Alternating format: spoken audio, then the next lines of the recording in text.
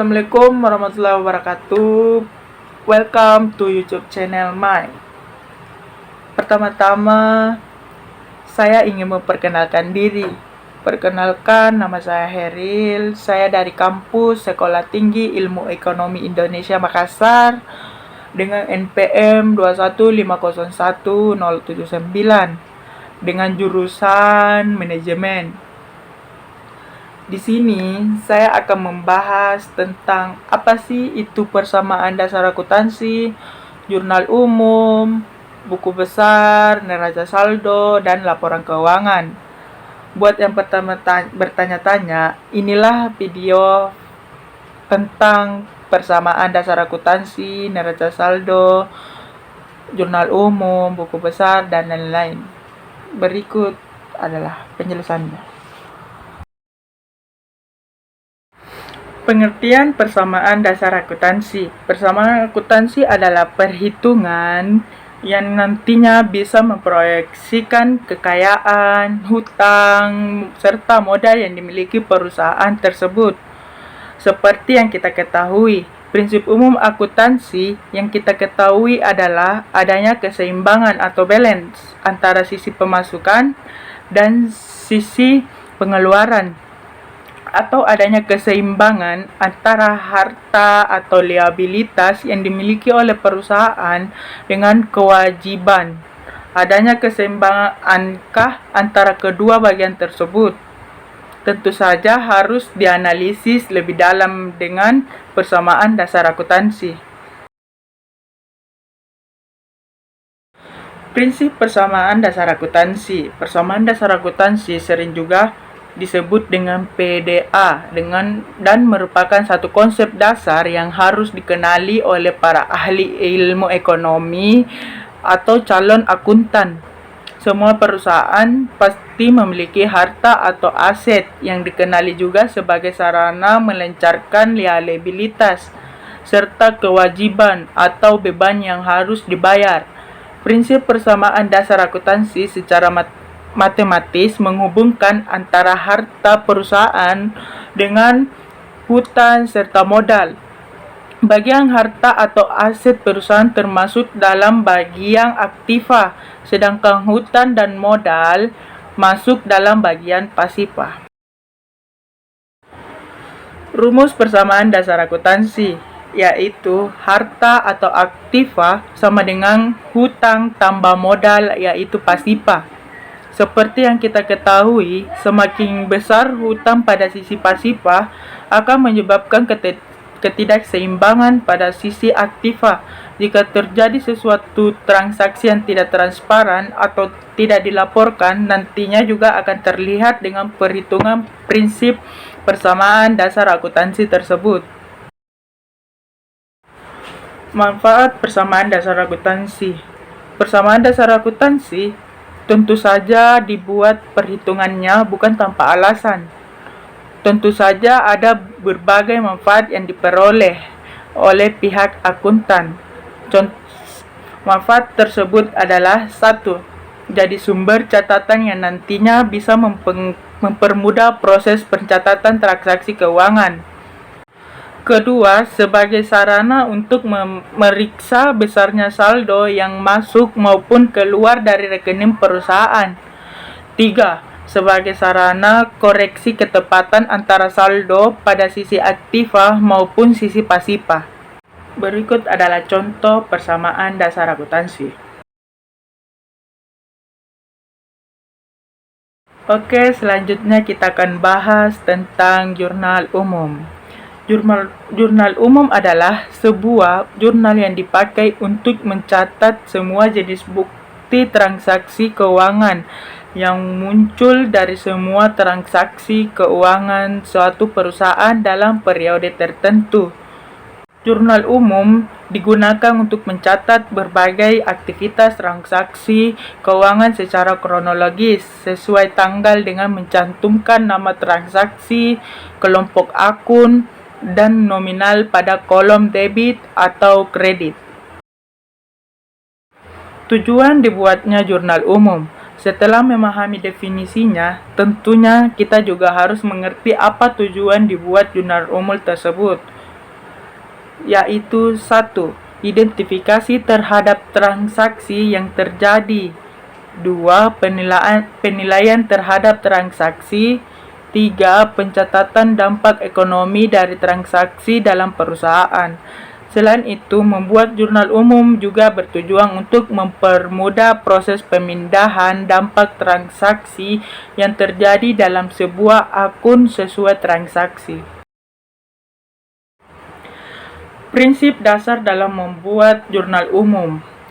Dalam akuntansi, ada beberapa prinsip dasar yang harus diperhatikan dalam membuat jurnal umum, yaitu proses identifikasi bukti transaksi keuangan yang terjadi pada suatu perusahaan, misalnya memo, kwitansi, nota, invoice. Selanjutnya, menentukan akun yang mengalami pengaruh terhadap transaksi yang terjadi dan mengklasifikasikan dalam jenis utang, harta, atau modal. 3. Menentukan apakah terjadi pengurangan atau penambahan terhadap akun yang berhubungan dengan transaksi. 4. Memutuskan apakah melakukan kredit atau mendebit akun yang berhubungan dengan transaksi. Dan yang terakhir, membuat catatan transaksi ke dalam jurnal berdasarkan bukti transaksi yang ada. Fungsi dari jurnal umum. 1. Fungsi historis. Dalam jurnal umum, semua transaksi yang dicatat sebagai berdasarkan tanggal transaksi. Dalam hal ini, jurnal umum menggambarkan aktivitas suatu perusahaan setiap hari secara berurutan dan terus-menerus. 2. Fungsi pencatatan. Semua transaksi yang terjadi pada perusahaan dicatat dalam jurnal umum. Dengan begitu, maka perubahan modal, biaya, kekayaan, dan pendapatan harus dicatat terlebih dahulu ke dalam jurnal umum agar pembuatan laporan keuangan perusahaan dapat dilakukan dengan baik. Fungsi analisis. Semua pencatatan transaksi yang dilakukan dalam jurnal umum adalah hasil analisis transaksi berupa kredit dan debit yang terpengaruh. Proses analisis ini meliputi penggolongan nama akun, pencatatan kredit atau debit, serta jumlah besar atau transaksi. 4. Fungsi instruksi. Jurnal umum mempunyai fungsi instruktif dalam proses memasuki data ke jurnal umum. Proses pencatatan dalam jurnal ini tidak hanya sebatas dokumen transaksi, namun bersifat perintah atau petunjuk kredit atau debit. Manfaat dari jurnal umum, yaitu 1. Untuk mendapatkan informasi tentang yang akan terjadi pertambahan atau pengurangan suatu perkiraan. 2. Untuk mengetahui jumlah yang akan dicatat pada suatu atau lebih perkiraan. 3. Mengetahui jumlah yang didebit atau dikredit bahwa mesti seimbang. 4. Untuk mengetahui jumlah yang sudah diposting ke perkiraan yang tepat pada jurnal umum sesuai pekerjaannya dengan membuat tanda atau referensi.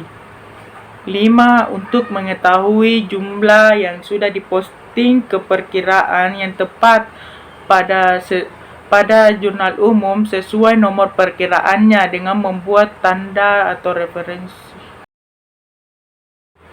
Cara membuat jurnal umum. 1.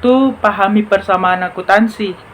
Sebelum membuat, pastikan untuk paham persamaan akuntansi agar tahu bagaimana cara mencatat transaksi dalam jurnal, akun mana yang harus digunakan, hingga posisi debit atau kredit dengan benar. 2. Kumpulkan dan identifikasikan bukti transaksi.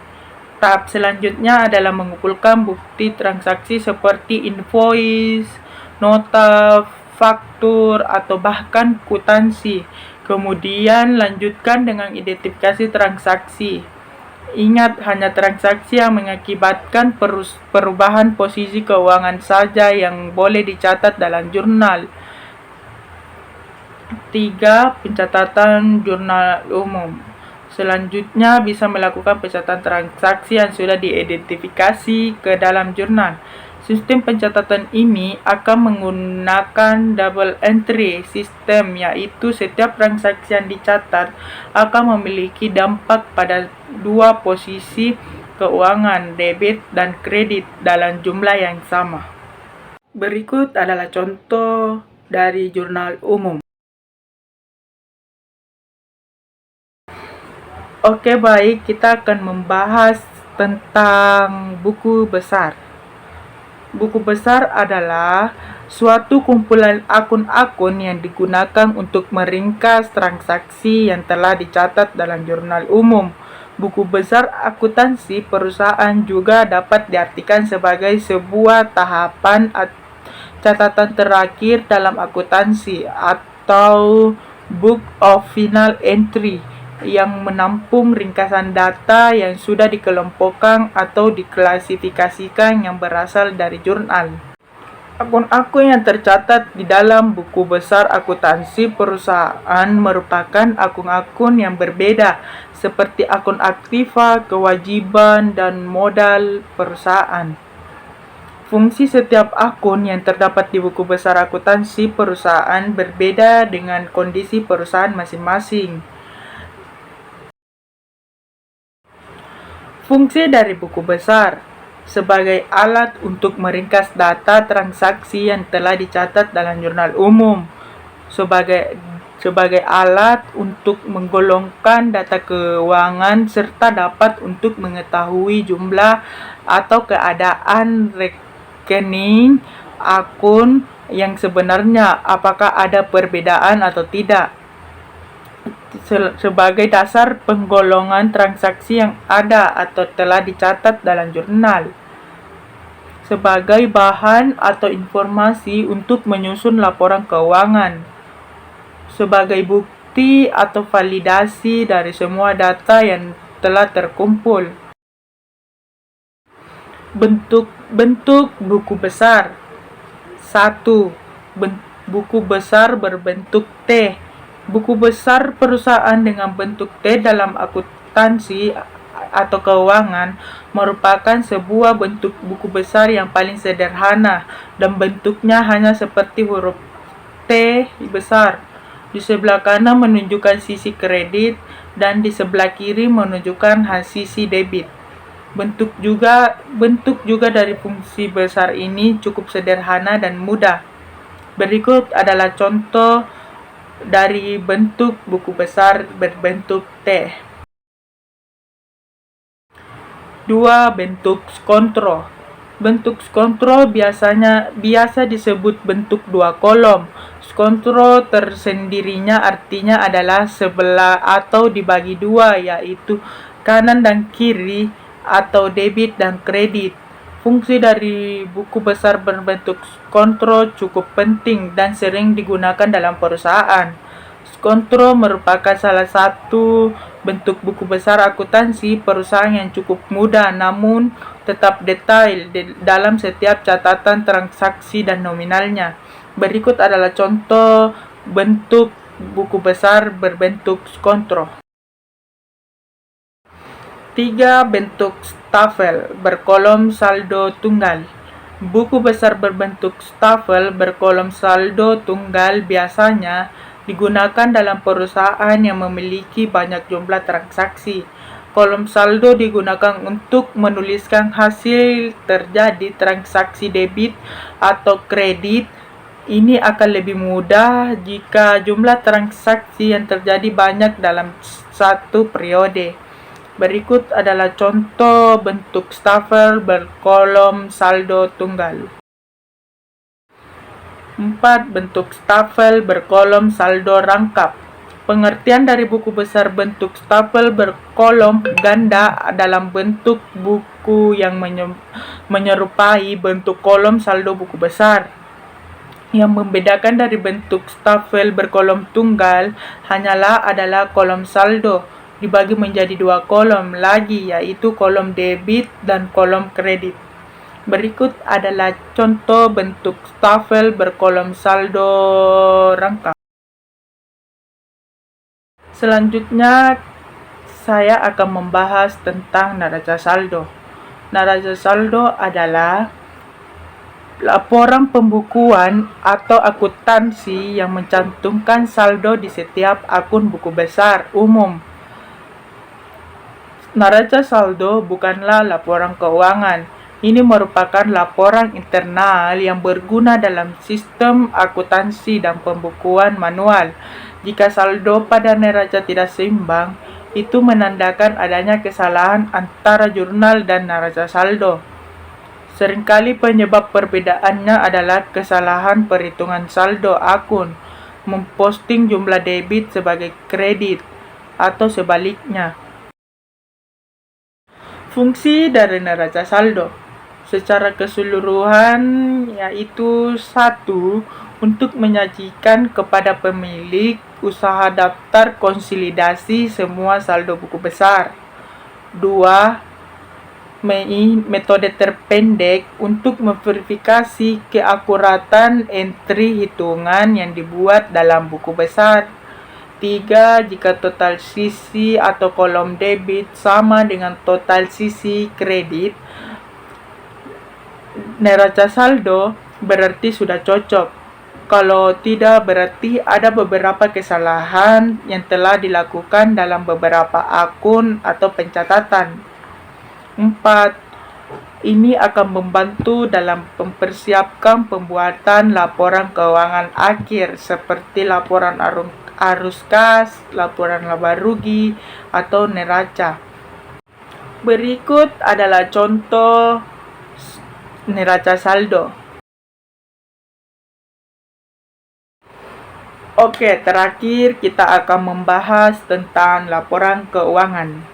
Laporan keuangan adalah laporan yang berisi pencatatan uang dan transaksi yang terjadi dalam bisnis, baik transaksi pembelian maupun penjualan, dan transaksi lainnya yang memiliki nilai ekonomi dan moneter.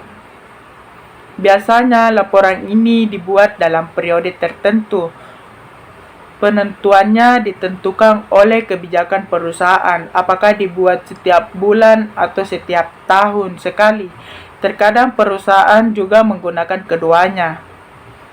Laporan keuangan dibuat untuk mengetahui kondisi finansial perusahaan secara keseluruhan, sehingga para stakeholder dan penggunaan informasi akuntansi bisa melakukan evaluasi dan cara pencegahan dengan tepat dan cepat jika kondisi keuangan usaha mengalami masalah atau melakukan perubahan. Jenis-jenis laporan keuangan. 1. Laporan laba rugi. Laporan laba rugi adalah laporan finansial perusahaan yang dibuat oleh bisnis untuk mengetahui pengeluaran dan pemasukan bisnis secara mendetail. Isi dari laporan ini adalah data-data pendapatan sekaligus beban yang ditanggung oleh perusahaan. Biasanya laporan ini dibuat untuk menjelaskan kondisi keuangan perusahaan pada periode tertentu. Maka dari itu, sebagian besar laporan dikerjakan pada akhir tahun atau akhir bulan sesuai ketentuan di perusahaan tersebut. Dengan adanya laporan laba rugi, para stakeholder bisa mengetahui kondisi finansial perusahaan yang terkini, sehingga laporan tersebut bisa dijadikan sebagai evaluasi untuk langkah kebijakan selanjutnya. Berikut adalah contoh laporan laba rugi. 2. Laporan perubahan modal. Laporan perubahan modal atau ekuitas adalah salah satu jenis laporan keuangan yang terpenting terutama untuk perusahaan publik. Tujuannya pembuatannya adalah agar perusahaan dapat menggambarkan peningkatan maupun penurunan dari aktiva bersih atau kekayaan dalam periode tertentu dengan prinsip pengukuran tertentu untuk dianut. Mengapa laporan keuangan ini akan ditemukan pada berbagai perusahaan besar atau publik? Sebab sebagian besar mempunyai struktur kepemilikan yang kompleks dalam perubahan-perubahan akun ekuitas di tahun terkait. Berikut adalah contoh dari laporan perubahan modal. Selanjutnya, laporan keuangan yang ketiga yaitu laporan neraca. Laporan neraca atau biasa disebut balance sheet biasanya terdapat beberapa informasi mengenai akun-akun aktiva serta hal-hal yang menjadi kewajiban perusahaan dalam suatu periode. Berikut adalah contoh dari laporan neraca. Oke, baik, itulah tadi pembahasan tentang persamaan dasar akuntansi, jurnal umum, buku besar, neraca saldo, dan laporan keuangan. Semoga apa yang saya sampaikan bisa bermanfaat untuk kita semua. Dan jangan lupa subscribe, like, komen YouTube channel ini. Semoga kedepannya bisa menambah wawasan lagi, dan tunggu video-video selanjutnya. Dadah.